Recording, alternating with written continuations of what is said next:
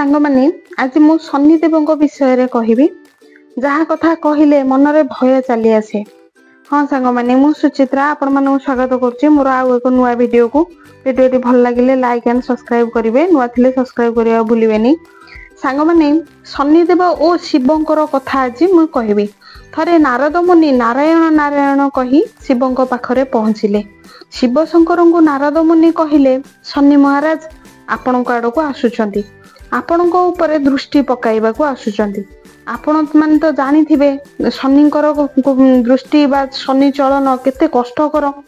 शिव शंकर नारद को कहले शनिदेव मो ऊपर दृष्टि पकाइबे कहीं मु एमिति जगार लुचिबी शनिदेव मते खोजिकी पाइबेनी। पूरा 7.5 वर्ष पाई शिव शंकर जाई गंगा भितर समाधि रे लीन होई गले। 7.5 वर्ष बीतीगला। तापर शिव शंकर बाहर को आसिले। शनिदेव को कहले शनिदेव देखिले मु एमिति जगार लुचिली, आपण मते खोजिकी पाइले नाही। शनिदेव हसिले आ हाथ जोड़ी कहले हे शिव शंकर एते ठंडा रे पानी भितरे निश्वास प्रश्वास बंद करी आपण रहिले। सेही 7.5 वर्ष ही मोर 7.5 प्रकोप थिला। शिव शंकर ए कथा सुनी आश्चर्य होई शनिदेव मुह को अनाइले। शनिदेव प्रकोपरू भगवान भी बाद पड़ी नहांती। समस्त भगवान निज निजर शक्ति मिली।